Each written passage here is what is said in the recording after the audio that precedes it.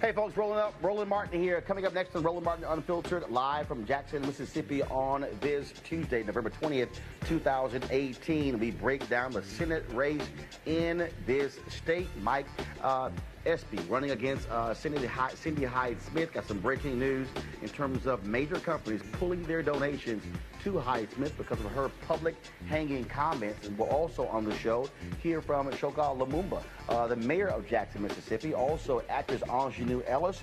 Plus we'll also hear from Mike Espy.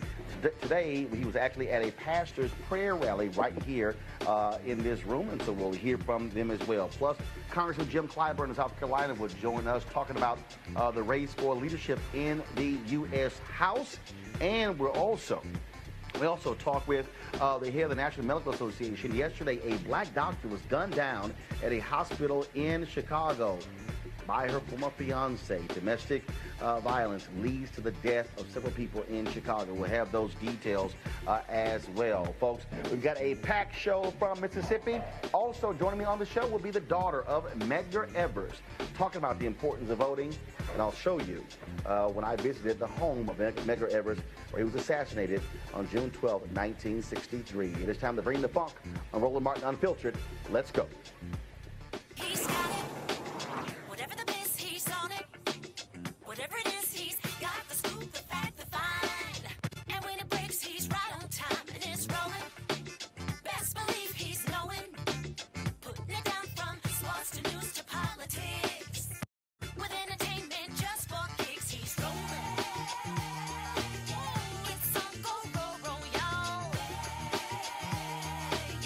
It's Roland Martin, yeah. Rolling with Roland now. He's funky, he's fresh, he's real, the best, you know he's Roland Martin now.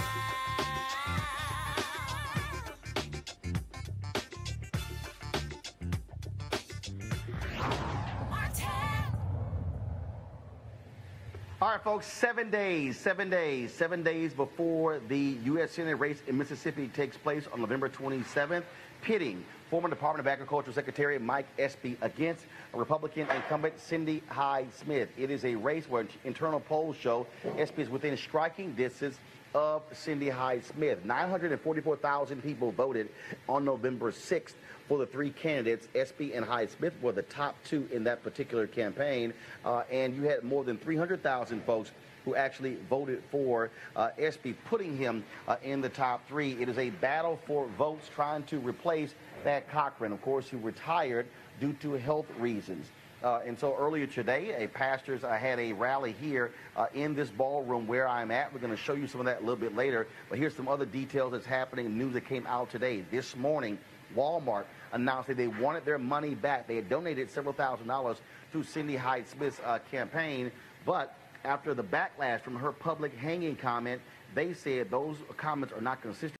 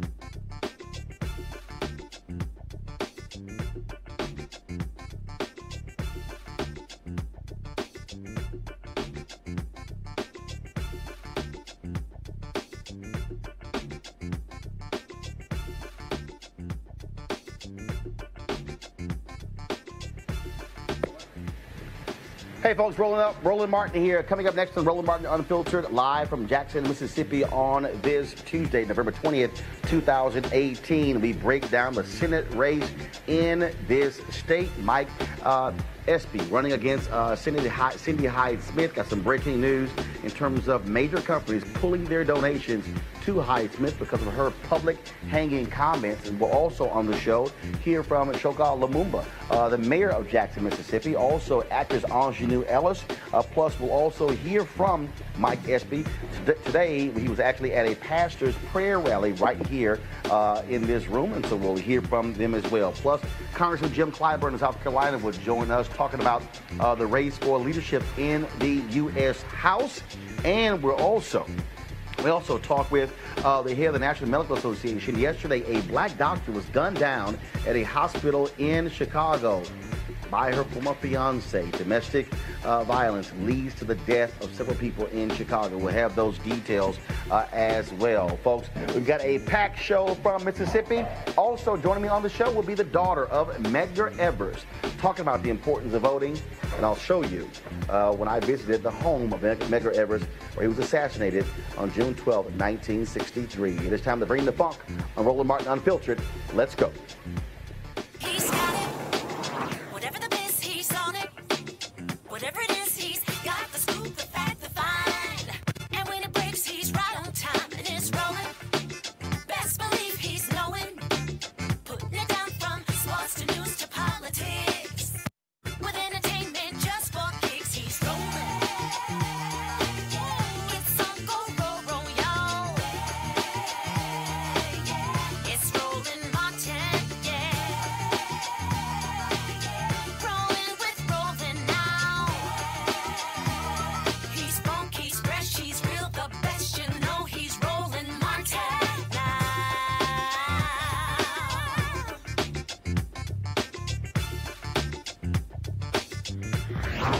Martin.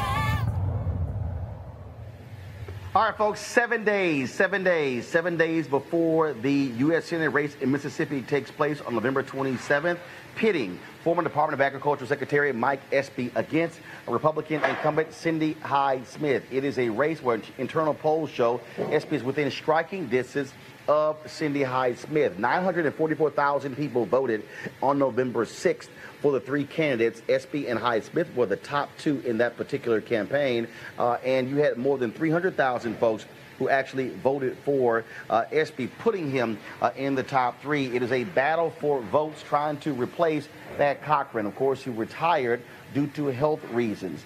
And so earlier today, pastors had a rally here in this ballroom where I'm at. We're going to show you some of that a little bit later. But here's some other details that's happening, news that came out today. This morning, Walmart announced that they wanted their money back. They had donated several $1,000s to Cindy Hyde-Smith's campaign. But after the backlash from her public hanging comment, they said those comments are not consistent with the values of Walmart or its customers. They want their money back, in addition to some other companies. Union Pacific, Boston Science have also asked for their contributions to come back. In addition to that, there's a new photo that's going online with Cindy Hyde-Smith dressed in Confederate gear. This was shot in 2014. It was posted on Facebook, and this is what she said, quote, "Mississippi history at its best." Well, the reality is, if you're black, it was not its best when it comes to the Confederate. Of course, you might remember Jefferson Davis was a United States Senator from Mississippi, and he left the Senate to become leader of the Confederate. Well, we call him America's greatest domestic terrorist, but Mississippi is very much in love with their Confederate history. In fact, Governor Phil Bryant declared April to be Confederate History Month. Yeah, and also this is the same state that continues to have the Confederate symbol in their state flag, on the state's flag, the last state in the Union to do so. As I said earlier today, more than 300 pastors were in this room meeting to show their support for Mike Espy and his campaign. They also got their marching orders in terms of what they wanted them to do. And so we're going to show you a couple of those videos. So first off, let's go ahead and play that first video from earlier today, folks, at the pastors' meeting here in Jackson, Mississippi. You know that we're going to be debating tonight, God willing, in about 5-6 hours. Yeah, man. And that thing is strange because, you know, after the election, they didn't think that we would be in the running. You know, they thought that this thing would be over. You know that they had all hotel rooms already booked out to go back to Washington. But you said, with your prayers, and with your votes and your support, you told them not so fast. Not so fast. Mississippi's got to change. Mississippi got to change. We have no more time to wait. Yeah, man. We had someone to make these statements, and you know what they were. I'm not going to repeat them. Yeah, man. Her statements went viral in the last 5 minutes after she said it. Everybody heard it. Yeah, man. They heard it at Jackson State about suppression. Yeah. They heard it at Rust. Yeah, man. Yeah, man. About the other school. They heard it at Alcorn. Is that the liberal college she talking about, Betty? I don't know. Everybody heard it. But also the corporations heard it. And the good folks of Mississippi of Goodwill heard it. And everybody knows that we don't want to go back. So tonight I'm going to be thinking about the veterans and the seniors and the students and those infirmed and those who just want to do it better and those who are not going back. And I'm going to think about somebody else. I'm going to be thinking about my mama. Now, she is gone to glory. But my mama, I remember her. She taught me and my twin sister how to read and a chalkboard in the kitchen because we couldn't go to a public school in Yazoo City. And you know why. I'll be thinking about my mama who went downtown Yazoo City to try on a dress. And on so I told her, Willie Jean, if you try it on, you got to buy it. Because those who coming behind you, they may not want to try on what you just tried on. And I remember when she went to the shoe shop, Roland, and she said, I want to try on these shoes. And I said, well, Willie Jean, if you got to try them on, you got to buy them. Because they may not fit you and nobody's coming behind you. So I'm going to be thinking about Willie Jean. I'm going to be thinking about your mamas and your daddies. I'm going to be thinking about my matriarch, Fannie Lou Hamer, who fought and bled and died in Ruleville, Mississippi. You know, when I decided to run back in March, I didn't know that whatchamacallit was running. I didn't know who was running. But I decided to pay a visit to Ruleville. And you know, she's buried in Ruleville, and she's got a big statue there. I'm talking about Fannie Lou. And Roland, we had I was by myself. I didn't have drivers. I didn't have staff. Nobody but me. And I went to her gravesite, and if you haven't been there lately, it's surrounded by a chain link fence. And it was locked. I was surprised it was locked because it was a Saturday afternoon, but nobody was there. And so I'm going to admit something to you tonight. I got a little screwdriver out of my car. And I picked a lock because I wanted to be with her alone. And that gate opened. And I closed it behind me, and I put some money in the collection box so they could fix the lock that I just broke.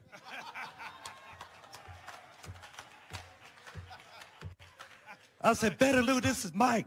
Mike. You're the one that ran for Congress in 1964. Knowing that you could not be elected. But yet you had to be the lodestar. You had to be the signal. You had to be the person that people like me would come behind. I said, I want to do it again. I want to try to do it again. I need your strength.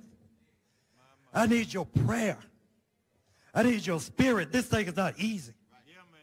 We got 82 counties. I mean, the second district is hard enough. There's 82 counties, and some of them have not welcomed me.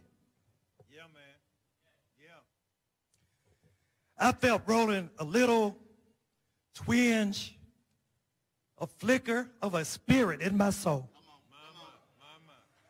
And Fannie Lou said, go on and get it. Go on and get it.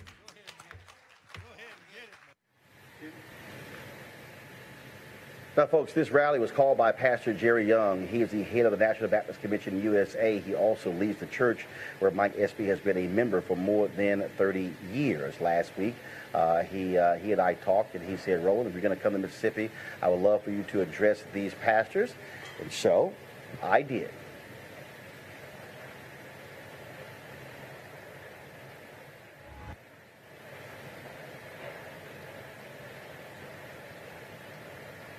Is a different state in a different place when it comes to our people. When I landed on Sunday night, got my rental car and was driving and waiting on my crew to land 2 hours later. What I initially thought of is not what was I going to eat. I thought about when Harry Belafonte talked about him and Sidney Poitier coming to Mississippi. and then them being chased from the airport. I think about so many of our ancestors before us in terms of the role that they played. If they were willing to do what was necessary, even though they knew they were not going to see the fruits of their labor. See, what I understand is when I listen to certain people who want to lead, what I look for, people often talk about who was a Moses, who was a Joshua, but see, I look for modern-day Nehemiahs.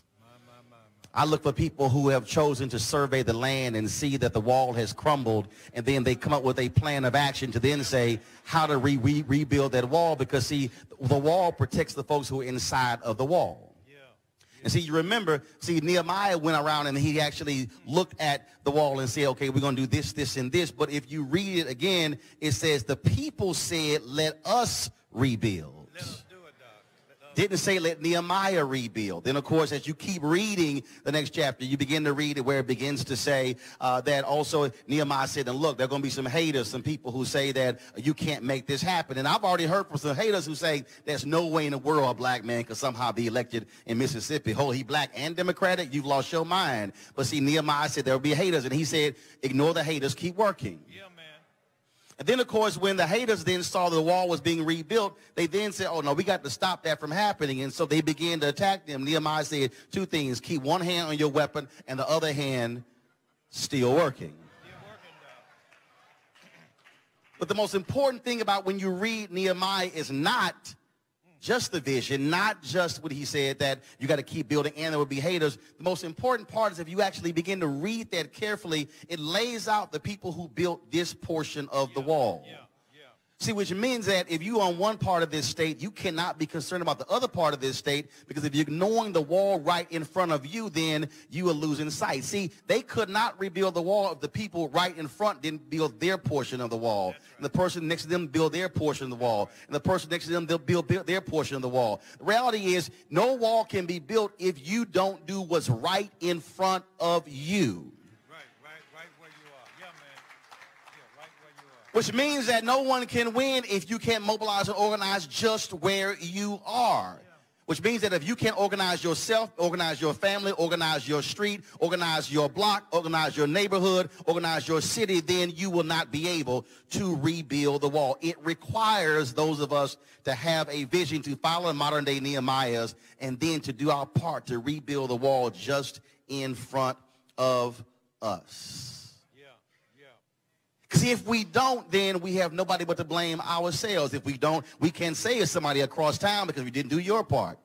I dare say the only way we can actually be truly effective, the only way we can honor our ancestors, the only way we can actually make a change for the better, if people of conscience, people of faith, people of African descent have the willingness and the guts to stand up and fight and look folk in the eye and say, you can say anything you want about public hangings, you can joke about voter suppression, or you can make all these other different comments, but you are not going to withstand the kind of pressure that we're going to bring to bear on you when it comes to our future, when it comes to what is happening, when it comes to what is needed, that we are going to fight and fight and fight, and like Frederick Douglass said, agitate, agitate, agitate, and then you also must follow what my frat brother Vertner Woodson Tandy, one of our 7 jewels, said to the Brothers of Alpha in 1937 when he said we need more brothers dealing with the issue of the Negro problem. He looked them in the eye and said, brothers, we will fight until hell freezes over, and then we will fight on the ice.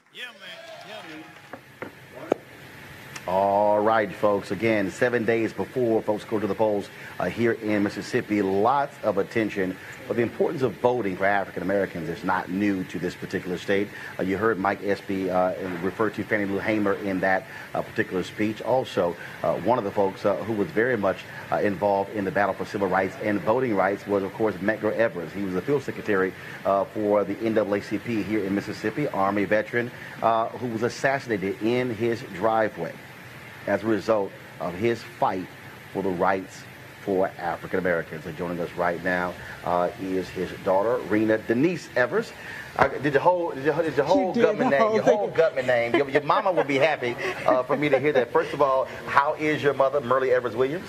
She says hello. She is doing much better. She's very happy to know that I get to see you face to face, and so I'll give you a hug afterwards from her. All right, I certainly appreciate that. And she said, keep going with what you're doing. Absolutely, will do, will do. So let's talk about, again, that importance of voting. I tweeted a photo when I dropped by 2332 yesterday, and I said, your father gave his life. And someone said, no, Roland, his life was taken from him. I said, no. I said, you don't understand. I said, folks like your dad knew what they were facing. Yeah. And they knew what they were coming after. They knew the folks who they had a bullseye on their back because they dared to say the freedoms that he fought for in the United States Army for other folk, black folks deserve those same freedoms. Exactly. And, you know, thank you for saying 2332 Guine Street, even though it's Margaret Walker Alexander now, which is wonderful because it's named after... What was it called then? Guines. Guines. Spell it? What? G-U-Y-N-E-S. Ah, that was a street. That was the name of the street then. Right. Okay, got it. Right. Okay. But Margaret Walker Alexander lived up the street. Ah, so the street was renamed. After her. Got it. Okay, yes, cool. All right. Which is wonderful to know now, but as a kid, you didn't know who all was up on the street and who was in the neighborhood, like Constance Motley. You know, talking about the given his life, they have, the civil rights activists and other activists, given their lives as opposed to being it taken away. You know, from a personal daughter view, it was taken away as a kid. But as you get older and you understand all that they were doing, especially my father was doing, he knew what he was doing, just like you said. And they knew what they were doing. The threats that came in all the time into the house, the threats that came to us in person, was critical in shaping my father's steps. Because he knew that he was putting not only himself in danger, but his family in danger. But as he said in an article in Ebony, you know, he lives in Mississippi, and he won't leave Mississippi because this is where it starts. It starts of not just reconciliation, but understanding of respect and rights, God-given rights. And so going through being taken, God takes you, but also what I know for sure is God gave him his mission, and he was fulfilling his mission. It has to drive you crazy, knowing full well what your dad was doing, and to hear people say, I don't vote, it means nothing to me, or this is a waste of time, voting changes nothing. I had somebody post earlier something Malcolm X said. I said, well, first of all, dude, you can't even remotely talk about what Malcolm X was saying in 1960 or 61 or 62, 63, when black people were still trying to even get their right to vote. And so how does that has to irk you, knowing full well just the hell that your dad went through and your family went through and black folks went through just to be able to register and have folks say, man, this is a waste of my time. Not just to register, but to pass the test that they had to pass at that time. Yes, it more than irks me. And actually, I have a couple of friends who of different ethnic backgrounds that have said that to me. Well, Rena, I'm sorry to say this to you, but, you know, I'm not going to vote. And I said, and why not? Well, what does it matter? I said, one vote counts. One vote counts in a lot. I said, does your life matter to you? Do you know what your rights are? First of all, you are privileged at this time, and I use that word very lightly. You're privileged at this time to be able to walk wherever you want to walk, to be able to go into a restaurant of your choosing, to be able to go, as I heard Mike Espy said earlier, try on clothes in the high-end stores without being told to go out or told that you can't try on. You have to buy it and you can't return it. You have to, gauge what your clothes size would be in order to get it, or be totally refused to be able to go into the store. And that's what happened. And what irks me, really gets to me, is that people think that this was centuries ago. This happened my lifetime. I'm 60 years old. And I'm 63 years old, and I'm proud of it. Right. Your mama proud when she give her age. Go yes, ahead. She is. Yes. And so what irks me is that, do you realize what is happening now happened then? You're not that far removed. That's really 50 years ago, 60 years ago. Your parents, your grandparents lived through this. You're living in a day where you have the opportunity to understand what's going on by technology. Most people carry around cell phones. Cell phones are little computers. Little computers that give you the knowledge that all you have to do is say, hey, Google, ask about the 13th, 14th, and 15th Amendment. Mm-hmm. Ask about slavery. What are those amendments about? Reconstructive, right after civil rights. The Civil War.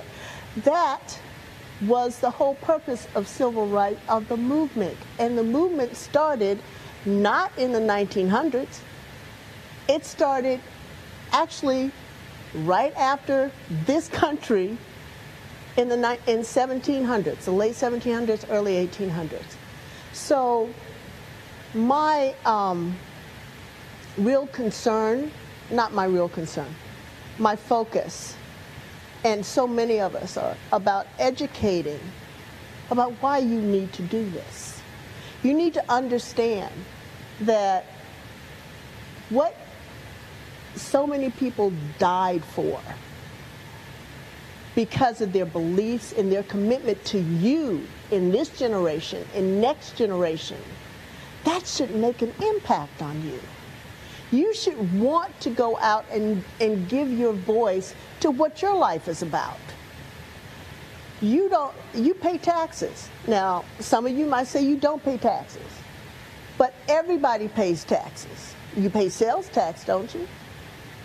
So where do those sales taxes go to? They go to what the government decides is going to be good for you or not. What programs.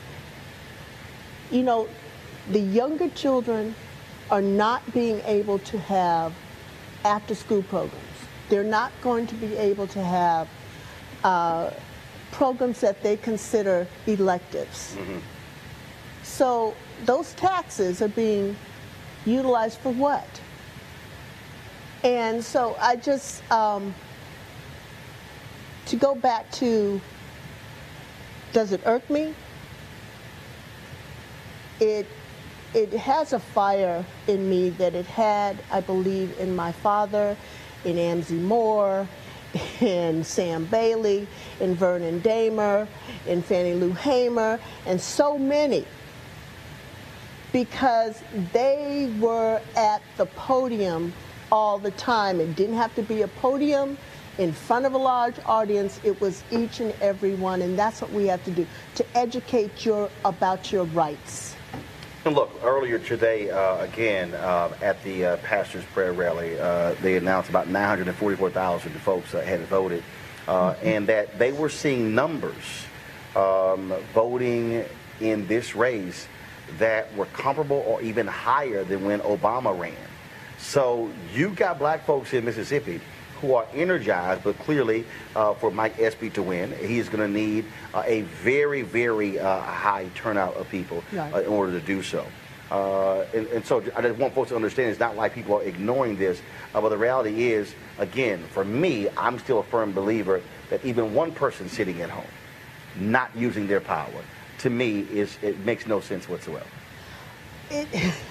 it doesn't even make sense because in a year after a bill's been passed, whether it's about your health, whether it's about your housing, whether it's about school, your school debts, it's going to affect every single person. So sitting and waiting for a major election such as a presidential election does not help us at all in the everyday life that we're living. And so you need to be going out and voting when it comes to your local officials, when it comes to your state officials, and all the government officials. And so this race is critical. The race all this year in a lot of different states have been critical, right, because things are going backwards at an amazing rate that it feels like I'm back in a mass meeting with my dad, and he's talking about your rights and what you need to learn and what you need to do. So we have to get out, not only the vote, we have to get out the ones that are sitting, as you said, in the armchair going, okay, let me look at this election, let me see what it's doing. There's too many waiting to see, and you keep waiting and we won't have. All right, then. Okay. I just, if you mind, go if ahead. I can just say one thing, and Yeah. I go by my dad, his wisdom, and it amazes me when I go back and read some of his speeches. What's so prevalent now?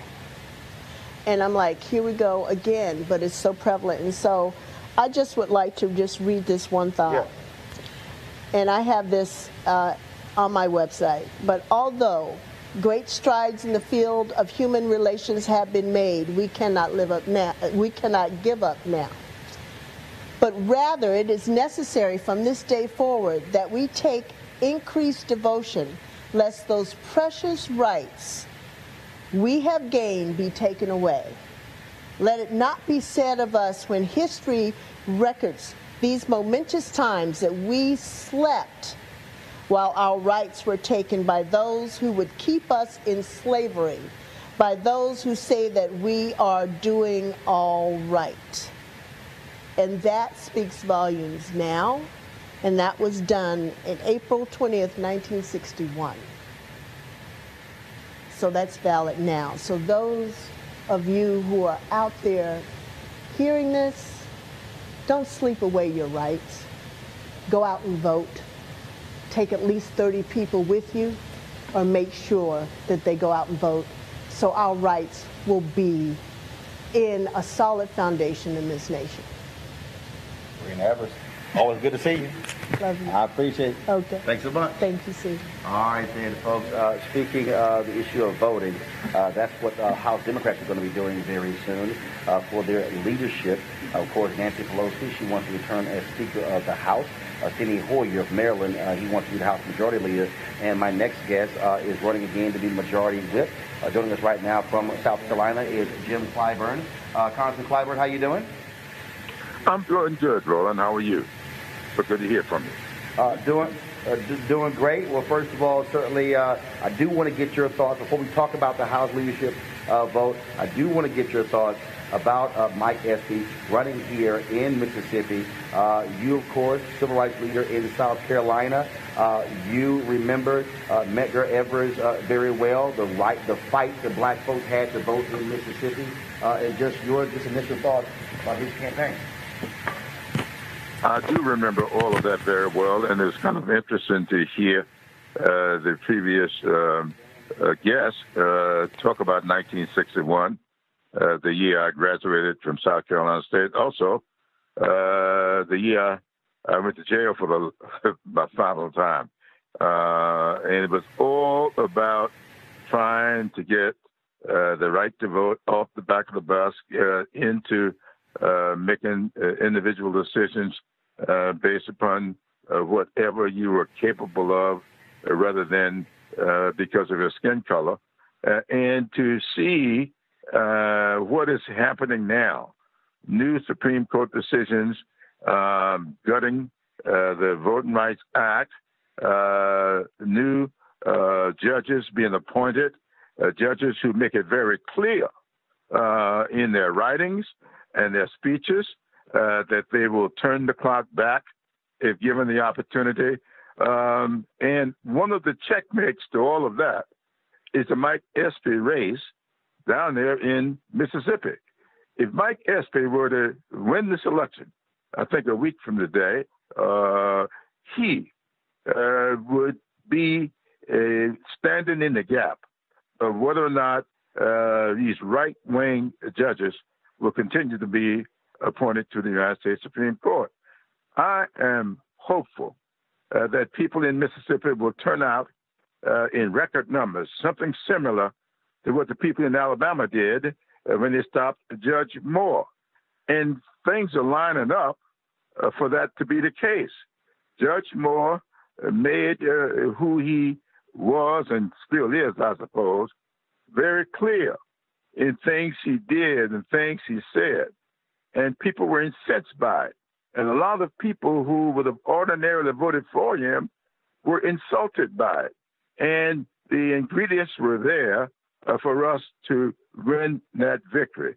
What we just heard, this senator have to say about making a joke about a public hanging. And I understand rather than apologize, she doubled down. And other things have come out that she has said. And I venture to say it was a bullhorn rather than a dog whistle. That is, you can't have a louder bullhorn than that, than to talk about a public hanging and try and never apologize for it. She was sending a signal to various people there in Mississippi, and one of them responded almost immediately, writing her a check for $2,700, which is all the law will allow him to make. I'm told within a couple of days of that statement, that check came from one of the most right-wing people in Mississippi, and I think that's why she said it, in order to the gender reaction from that element. So I'm calling upon the people of Mississippi to really get out to the polls in record numbers. Now that Walmart has now stepped up and demand their money back for the contributions they made to her, I just believe that there are enough people being insulted by this for us to be incented to the extent that we'll get out and vote. Congressman, I got to ask you this question here. Politico is now reporting that your fellow Congressional Black Caucus member, Marcia Fudge of Ohio, who was considering running against Nancy Pelosi to be the Speaker of the House, she has decided not to, that she is going to endorse the Speaker. She said that she is being promised by Pelosi to work to protect voting rights and assure her that, quote, the most loyal voting bloc in the Democratic Party, black women, will have a seat at the decision-making table.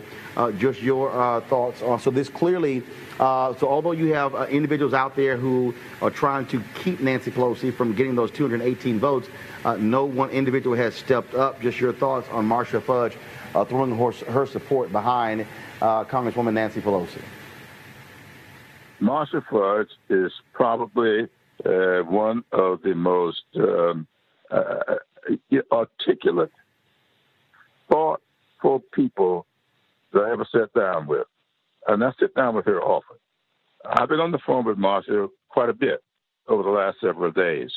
She told me on I think it was yesterday or the day before, that she had been given great thought to how she should move forward, and that she thought that she was going to move away from any thought of running herself, that she really believed that Nancy Pelosi would keep the agenda that she feels is important out in the forefront of our caucus, because she is very, very interested in voting rights.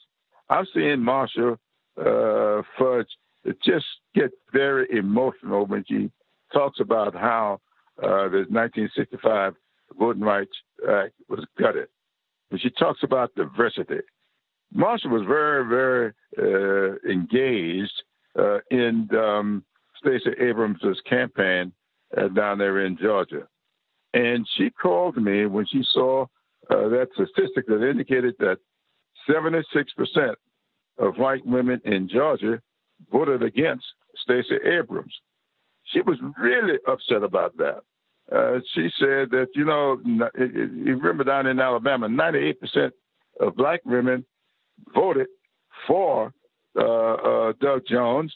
And then on the other side of the coin, around 56 or 58% of white women voted for Judge Moore. Marsha was upset about that. I mean, really very emotional about it. And she really wanted to see our caucus move forward forthrightly on diversity issues, on restoring the Voting Rights Act, on doing what is necessary for those people who have been so loyal to the party. I saw a study released on yesterday, someone sent it to me last night, that indicated this whole blue wave was really jump-started by the black vote. Yet you don't see a whole lot of credit being given to that. A lot of people don't realize there will be 9 additional African Americans serving in the Congress this time. Come January, if all goes well. And so Marsha Fudge really, really was upset by some of the language, some of the comments that she heard, and people not giving proper credit to what African Americans have done with the Democratic Party. And that's what had her really concerned. But she told me on yesterday that after giving a great thought over the weekend and discussing it with her family, that she was not going to move forward in the challenge to Nancy Pelosi, but that she had some discussions with Nancy. I think it's been publicized. They met before we left Washington on Friday. And then after mulling over that, she decided that she's going to vote for Nancy, going to support Nancy, and I think she says going to support the ticket of Pelosi, Hoyer, and Clyburn. Well, we certainly will see what takes place there. Again, we know that you're running to be the majority whip, Congressman Clyburn. Glad to have you. Can't wait to have you back in studio to spend some time with us. Of course, we are down here in Jackson, Mississippi, covering all the angles. And I hear you, but I tell you what, there's at least one show that gives black folks credit for what took place on November 6th, and that's Roland Martin Unfiltered, which is why we're here, because there are no black news shows on black cable news networks. There are no other shows that's blacker than we are, and that's why we're here, to be sure to tell our story so nobody else is controlling the narrative. Well, thank you so much for doing that. You've always been upfront with that. You've never been ashamed or in any way abashed to really tell it like it is. And I really appreciate you for that. And thank you so much for doing that. And I hope that your listeners down there will respond in a way that will make us all of us, proud to be Americans. I've been saying throughout this campaign that overarching everything this year, we can talk about health care, affordable housing, student loan debt. These are big things. But overarching all of this, I think, is America's goodness, the basic goodness that we always had, even when it was a lot of inequality. There's been a basic goodness about people. The guy in the White House today is sowing seeds of discontent, discord, and it's going to be disastrous if we don't check him. And the best way to check him is to send an African-American from Mississippi to the United States Senate. That would send a signal like none other to date. Congressman Jim Clyburn, we appreciate it, sir. Thank you so very much. Thank you so much for having me. Yes, sir. Thank you very much. I want to go to my panel right now. Spencer Overton, he's the president of the Joint Center for Political and Economic Studies. Malik Abdul, Republican communications consultant, and he also, of course, is a native of Mississippi. I want to start with you, Malik. We'll go to the news of all these companies, Walmart, these other companies pulling their money, Boston Scientific, pulling their money from Senator Cindy Hyde-Smith because of that public hanging comment. That comment has gotten lots and lots and lots of attention here in Mississippi, Malik. Yeah, you're absolutely right. You know, most of my family, as I said, are Democrats. Actually, all of my family are, are Democrats, and so they are hot about the comments that Cindy made. You know, I said on the show here that I didn't agree with her comments, and I thought that she should have came out with a much more forceful, well, an apology first, and a much more forceful one at that. Whether or not it really affects the outcome of the race, I really don't know if we're going. I don't know if that's actually going to happen. But you know, the fact that Walmart and some of the other companies pulled, are asking for money back or something, it doesn't surprise me. It doesn't surprise me at all. Spencer, you are the author of the book "Stealing Democracy: New Politics of Voter Suppression," and the bottom is this here. We know that voters, whether you are white, whether you're black, whether you're Latino, people respond to things in a much different way. And the reality is, in the sense that I've gotten being on the ground since Sunday, is that black folks have been very energized and very focused as a result of that public hanging comment. You have others who say, look, she knew exactly what she was saying. Of course, her also joking about voter suppression. Her campaign saying that that was edited out of context, yet the student who they used, her campaign posted a photo of that student to try to say, oh, I was talking to a couple of black students. That student said, don't you dare use me for your campaign purposes. And so, again, yes, the polling shows that Hyde-Smith is in the lead, but the reality is a strong black turnout could make Tuesday night very, very interesting. That's right, Roland. And just to lay this out, this is the blackest state in the country, right? Over 38% of residents in Mississippi are black, and they're woefully underrepresented in terms of the congressional delegation. Only one of the 4 members of the House are black. Benny Thompson, a great member, but only one of 4. And then in the U.S. Senate, there's been no black representation. So folks are certainly overdue, and it's all about turnout. So in terms of if you've got friends, if you've got family in Mississippi, you need to get on the phone and call them and tell them to get out and vote. Let's shift to, of course, the news of Congresswoman Marsha Fudge choosing not to run for Speaker of the House. Bottom line is, Spencer, is everybody scared of Nancy Pelosi? Right. That's right. Now, you'll remember that the situation we're in is that Nancy Pelosi has a lot of votes, but she doesn't have enough Democratic votes to get across the line in January, because there are a lot of Democratic members who, when they were running, they said, we're not going to support Nancy Pelosi. So we'll see how this works out. Another important thing we didn't talk much about when you had him on is Clyburn. He'll be number 3 in the House. Just sage, incredibly smart.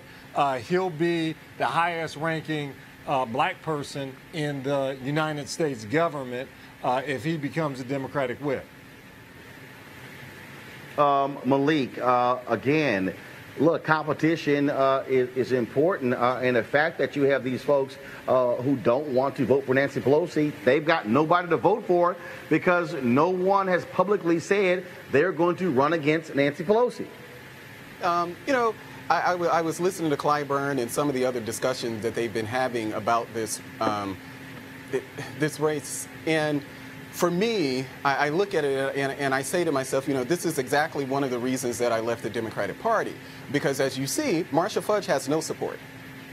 The Congressional Black Caucus, the largest caucus in the House, she wants to run and she gets no support. And it's reminiscent to me. No, hold up. No, that is not true. Well, it is not true that she does not get any. Okay, well, Malik, that was an exaggeration. Yeah. Malik, I've talked to congressional members. Marsha Fudge does have support. But one of the decisions as to why folks are not running is if they don't believe they can get 218, they're saying, I'm not going to make a run for it. But that's just not true. Okay, yeah, and I apologize for that. I shouldn't have exaggerated the number. But the idea is that she still doesn't have the support. She has some support, but she doesn't have enough support to win. And here we are for the CBC, and I think I read somewhere that members of the CBC weren't even fully behind her. How can you not be fully behind someone, you know, a member of your own caucus? And this is the problem that Democrats have. You know, even if we're talking about the race down there in Mississippi, Mike Espy started running in March. Thanks, Joe Biden, for showing up in what, November? You know, I appreciate the natural interest in the race, but the reality is that Mike Espy has been running since March, and he's had no support from the larger Democratic Party. They weren't interested in talking about Mike Espy because they were more interested in talking about Gillum. They were more interested in talking about Abrams. So now I got to push back on Malik on this House issue, right? And I got to push back because if you look at the Republicans in the House, I mean, we've been through speaker after speaker because it's such a difficult group to manage here. I mean, we basically have Paul Ryan leaving because it's just a difficult group to manage. With Nancy Pelosi, you've got someone, you know, certainly she's got her defectors here, but she does have a significant amount of support.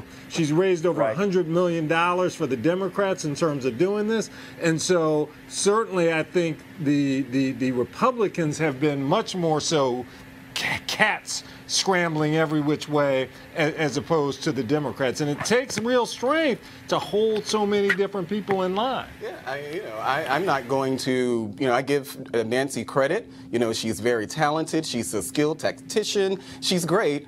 But the reality is that there sits Marcia Fudge, and she has no support. Well, she has very little support, and it doesn't seem like she has that from her caucus.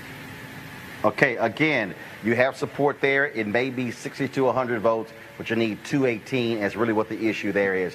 All right, folks, gentlemen, hold tight 1 second. I got to go to a break. And so I want to share a message from one of our partners, folks. As we transition into the holiday season, this is the time when people are starting thinking about giving and also sharing.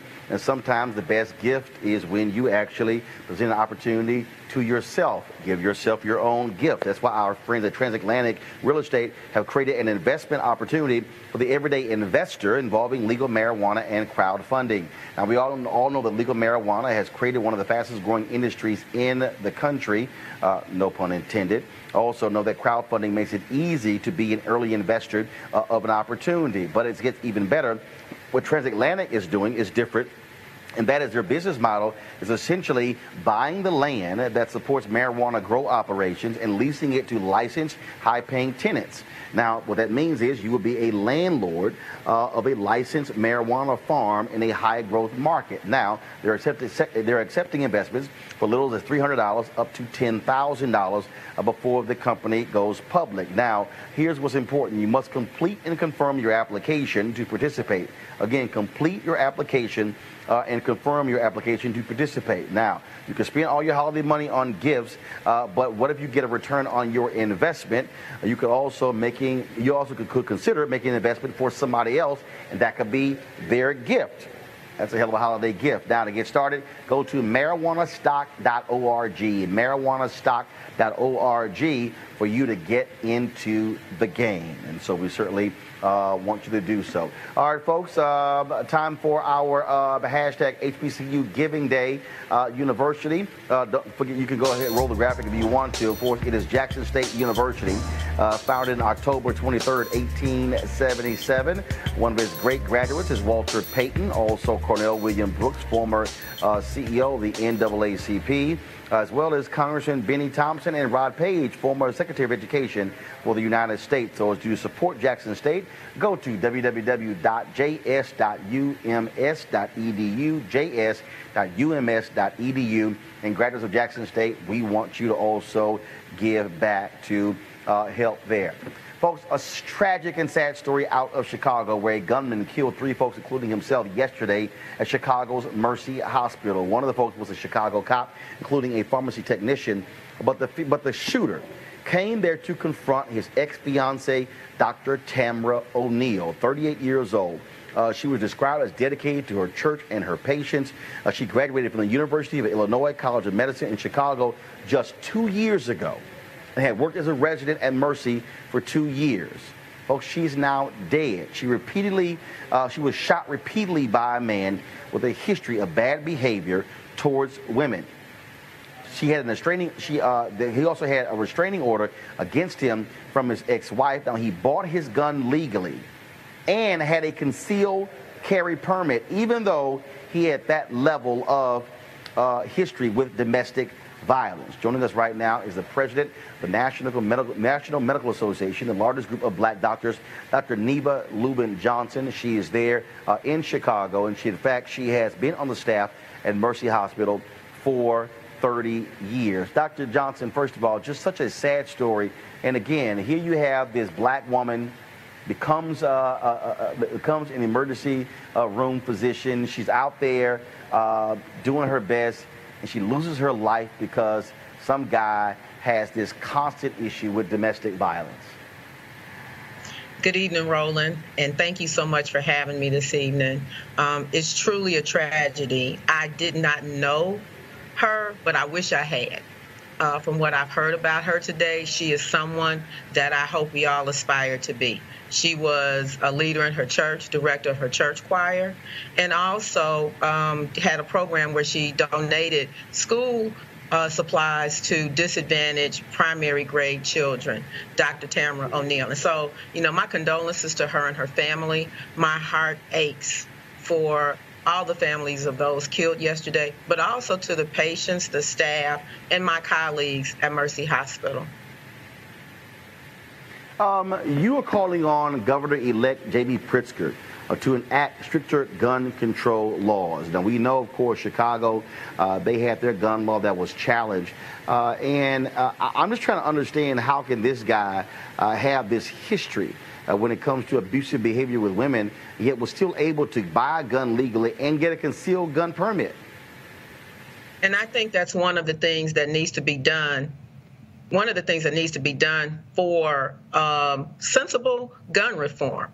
I mean, somebody who had a restraining order taken out on them should not be given the honor and the privilege of being a gun owner. And I think that's one of the things that can be done. And I bet, I'm saying the legislature needs to pass some legislation that he can sign, so we'll have some sensible gun reform. Not only did he have this restraining order, but he also was cited, although not charged, for sending unending texts to an ex-girlfriend. And also, he was put out of the fire academy for aggressive behavior towards women.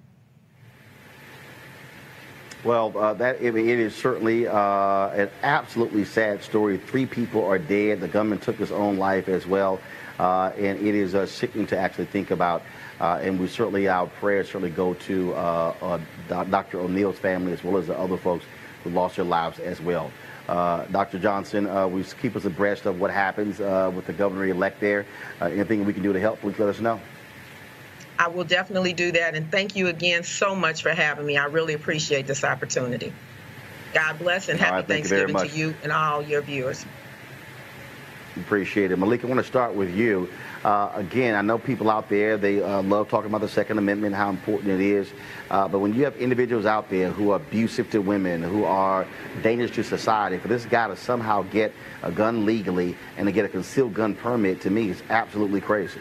Yeah, as someone who's, very pro Second Amendment, I grew up, in Jackson. My grandfather would drive around with his shotgun in the back of his truck because he was allowed to do it. So I'm definitely pro Second Amendment. But in this case, and what we're talking about in Chicago, the system failed.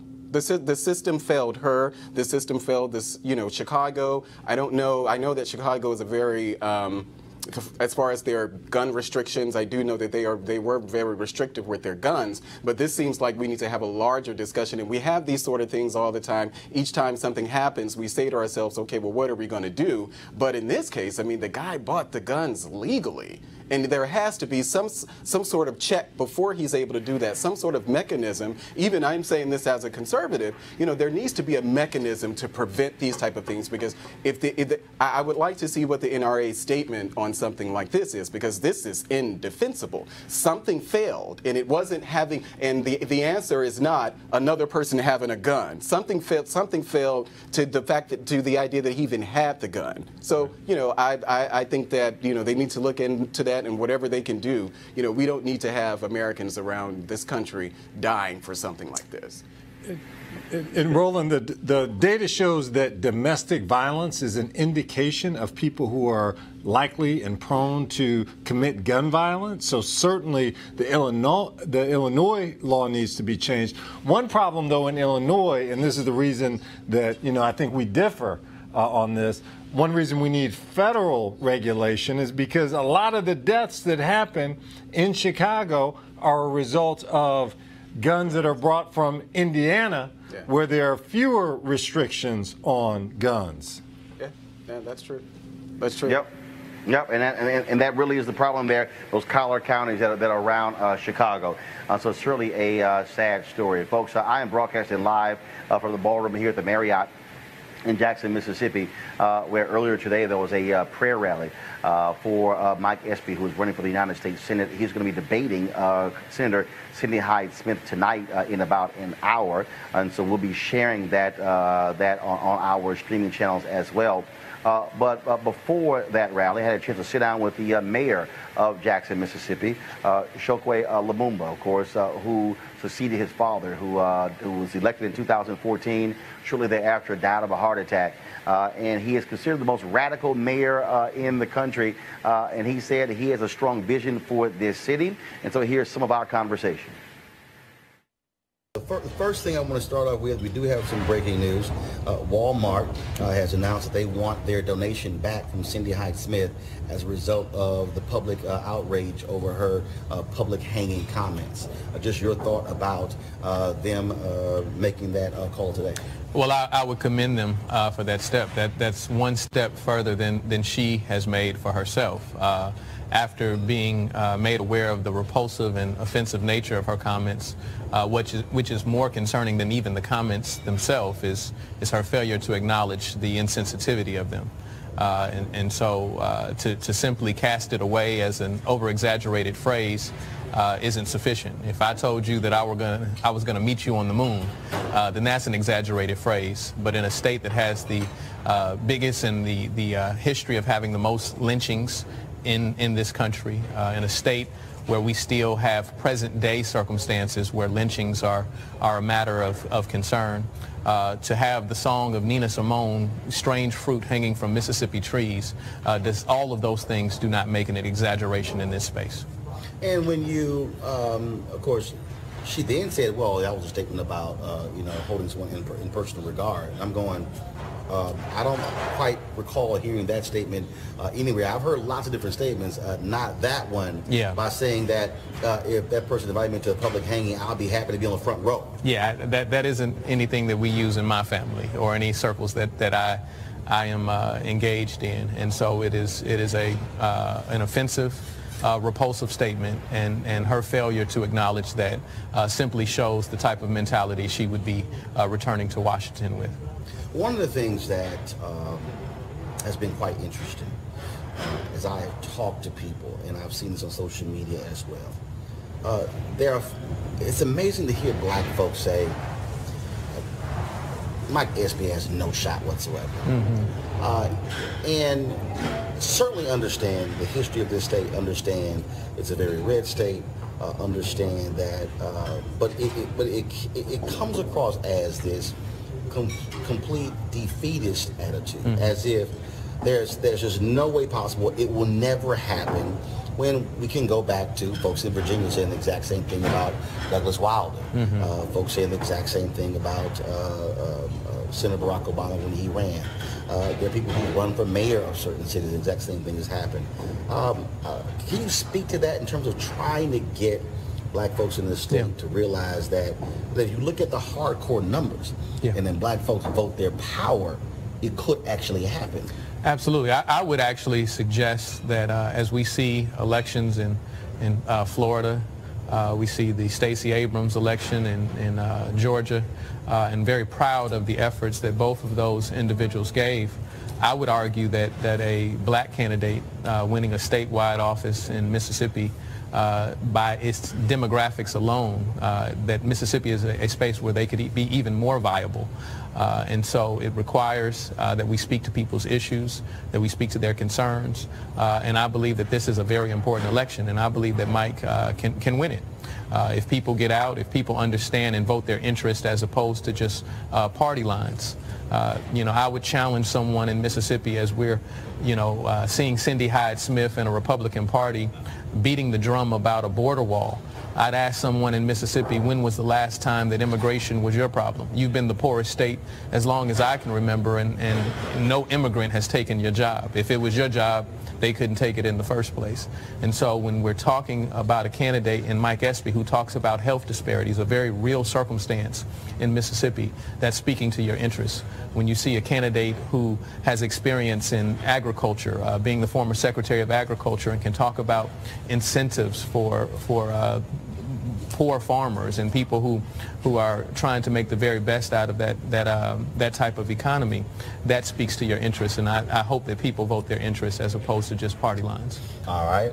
Mayor Lumumba, we certainly appreciate you sitting down with us and having this conversation. Glad to be back in your city, and certainly look forward to coming back next time. Happy to have you here, brother. All right, then. All right, then. And first of all, folks, we're going to go a little bit over our time today. I want to thank Spencer and Malik for being on our panel today. I know we had quite a packed show, and so I thank both of you for being on the show. Again, folks, don't forget, I told you to be sure to get Spencer's book on voter suppression. You can get that on bookstore, Amazon, however you want to order it. And so, Spencer, Malik, thanks a bunch. Thanks, and happy Thanksgiving. And get you some Big Johns Likewise, while you're down sir. Roland. All right, I'll try to do so. Folks, of course, also, in addition to talking to Chokwe Lumumba, the mayor of Jackson, Mississippi, I caught up with a native of this particular state. She lives in Macomb, Mississippi. Actress Aunjanue Ellis. Of course, you see her on a number of television shows, including Designated Survivor, as well as starring in Ava DuVernay's upcoming movie on the Central Park 5 on Netflix. And here's a portion of our conversation. When you hear black folks say, I don't care, he has no shot, it can't happen, it's a waste of time, how do you respond to that? Because I've actually heard that. Folks have actually said to me, like, he has no shot. Just, it's a waste. He can't win.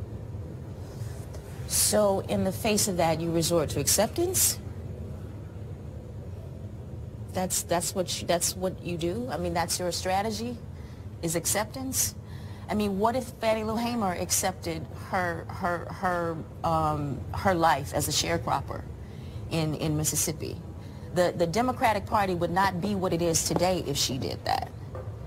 If we chose the route of acceptance, where would we be? I mean, I hear this all the time because I get very frustrated in the battles that I choose to fight, because I feel like it's just me and a couple other people that's doing it. And folks tell me all the time, you know, Aunjanue, a lot of times in these movements, it was just a couple of people. Yes. Who were willing to show up with 2 or 3 touch and agree. You know, that's what essentially made a movement, because it was just a couple folks ready. Now, folks came out for the cameras, came out to be in the street because it was sexy. But the folks that were like really doing the work, it wasn't a whole lot of people doing that. Well, the Bible does say the harvest is plentiful, but the laborers are few. The laborers are few. The laborers are few. So I mean, and also I get that. I have a lot of empathy for that, because if you grow up here, and Mississippi is a culture of low expectations, not just for black folks, for everybody. It's a culture of low expectations. So if I grew up here, and one of the first things that we did before we got out of school, instead of we didn't even know about what the SAT was. We didn't know what the ACT was. I had the vocational counselor happened to be a black man, and we were down there talking to him one day about what, I have no idea. And he said to me and Veronica Stanberry, he said, have you guys taken the ACT yet? Have you guys taken the SAT? And we were in the 11th grade, and we said, what's that? What is that? But I tell you what we had taken. We had taken the ASVAB, and the ASVAB is the admission test for the military. So we were good enough to put our lives on the line, but not good enough to go to college, right? So a man intervened in that to show us that we had another path. If I had stayed on this path of what was Mississippi intended for me, I would not be sitting here talking to you right now. There's no way in the world. But I had to have these interventions that came in all these different sort of directions because this is a culture of low expectations. And all those things, these symbols, these signs, these instructions that are here, that are everywhere. Everywhere you see a Cindy Hyde-Smith sign, you see a Confederate flag. And I'm very clear that that Confederate flag, it is the Confederate flag, but it is the flag of the Ku Klux Klan. Because the Confederacy ended essentially in 1865 at the end of the Civil War. What took over? And that flag was furled, and it was stored. Yes. And it disappeared for 2 generations. For folks who don't understand the history, the Democratic Party under Truman decided to have a strong position on civil rights. That was a meeting. That was a conference where that flag returned, and it was held in this state. Yes. The Southern Manifesto was written, and that meeting was held in this state in 1948, where that flag reappeared. It had been gone for 2 generations. And so when I hear all these people who talk about, well, no, there's no association with the Confederate flag and race, no. Yeah. It was a direct appeal. Southern Manifesto, the Democratic Party on the issue of civil rights, and then, of course, Brown versus Board of Education. Then, of course, all of these schools being named after Confederate leaders, that stuff happened after Brown versus Board of Education. It was all deliberate. Yeah, it was absolutely deliberate. And that contributes to a culture. And that culture contributes to how people see themselves. And that how people see themselves is when they surrender and when they accept that that guy has no chance because, you know, he's running against a white woman. All right, folks, if you want to see the full interviews with Lumumba as well as with Aunjanue Ellis, please go to my YouTube channel, youtube.com/Roland S. Martin. YouTube.com/Roland S. Martin. You can also subscribe to our channel and be sure to turn on your live notifications so every time that we go live, you will get notified. All right, folks, the final piece today from Mississippi. We, of course, I was talking to earlier with Rena Evers. Of course, she was there when her dad was gunned down June 12, 1963, in the family driveway. And I actually went by the home to see it for the first time, and I wanted to share this with you. Hey, folks, we're at 2332 Margaret Walker Alexander Drive here in Jackson, Mississippi. And behind me is the home that was of Medgar Evers and Medgar Evers. Now, of course, he was the NAACP's field secretary and Army veteran, of course, who was working to get voting rights and other civil rights on behalf of African Americans. And so, as you see here, this is a part of the Mississippi Freedom Trail. And so you see the sign here that exists that lays out in terms of the home here. And, of course, he was assassinated June 12, 1963. And this was placed during the 50th anniversary of the Freedom Rides, which took place in 2011. Now, if you come onto this side over here of the sign, what you will see is an explanation that this was a 3-bedroom home, and it was the first middle-class subdivision built by black developers here in Jackson. So there's lots of information here about, of course, this neighborhood, the home, but also Medgar Evers and who he was. And, of course, he... major leader. I mean, he was a huge leader here in Mississippi who gave his life on behalf of civil rights. And so what took place, folks, we're going to walk this way. And so what took place on the night President John F. Kennedy was giving a speech about the importance of a civil rights bill, what happened was Medgar Evers was coming home. His family was inside watching the speech. And then, of course, across the street, take a shot there. Take a shot across the street. Across the street, hiding behind in those wooded area there, was a white supremacist, Byron Della Beckwith. And so when Medgar Evers came home, he pulled into the driveway here. And then his car pulled in, and he went to the back of his car to get some items. out of his car some T-shirts and signs, and that's when the shots rang out that killed Medgar Evers. Of course, he was hit.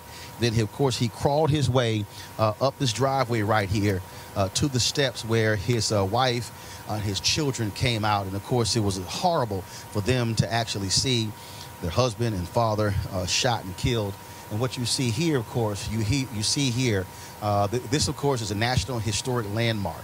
And so you see the sign right here that says that the bullet passed through Medgar's body and crashed through the lower left pane of the living room window. So the bullet went through his body and hit the window. And, of course, and it has all the details here. These photos were taken by the Jackson Police Department shortly after his murder. And you see an aerial shot as well where it took place. And so, and it says here that the aerial view shows the Evers home at the very top of the photograph. It depicts where assassin Byron Beckwith's car was seen earlier by witnesses at Joe's Drive-In. And, of course, spot number 2 indicates Beckwith's hiding place from which he fired the shot that killed Medgar Evers. And so, of course, as I said, it's a National Historic Landmark. And you see some of the other photos that are up here as well that marks. And so the image over here, this was the car that Medgar Evers was driving, the white car. And then, of course, he was shot. And then again, after he was shot, he made his way, crawled under the carport to his family there. Why is this important?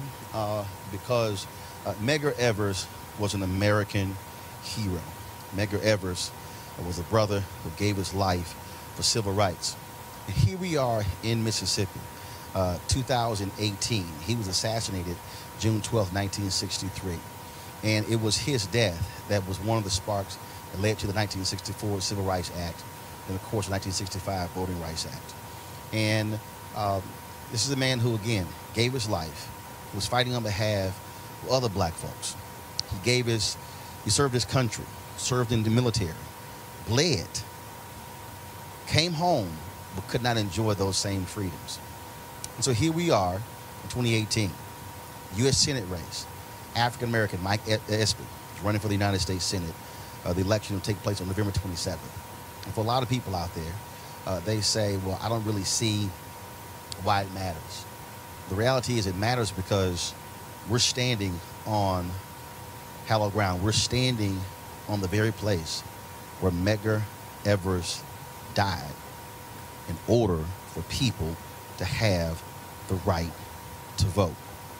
Now, you might not say that doesn't mean anything, but the reality is a wife, children lost their father in order for us to have the right to vote. I don't care who you are. I don't care if you think that politics doesn't matter. If you say you don't vote, then the ancestors like Medgar Evers are crying out because why did they give their lives in order for too many of us to stay at home, to sit on the couch, to complain, to say what should happen and what isn't happening? The reality is he understood the power of that ballot. And the reason he was assassinated is because people like him were scared to death of the day when black folks utilize that power. Folks, stay woke, be woke, and vote. In Mississippi, November 27th, every single black person in this state who is registered should be lining up at the polling station to vote because Medgar Evers gave his life to make sure you had the opportunity to do so. All right, folks, that is it for us broadcasting live from Jackson, Mississippi. We certainly appreciate all the great hospitality we've had here, the Marriott Hotel, all the staff here. They've been phenomenal. Also, of course, the folks from the Prince Mason Lodge as well and the NAACP where we broadcast on yesterday. Thank you for all the guests that we have had. Thank you for also watching. Please be sure to share our content. First of all, we want you to keep supporting Roland Martin Unfiltered by going to RolandMartinUnfiltered.com. If joining our Bring the Funk fan club, you'll your donations to our fan club actually make this show possible, make it possible for us to be able to be on the ground, traveling across the country, and then being able to share these stories, these critical stories with you. And so we certainly appreciate it. Tomorrow, folks, on the show, my special with actor, musician, philanthropist, producer, John Legend. The conversation we had in Los Angeles.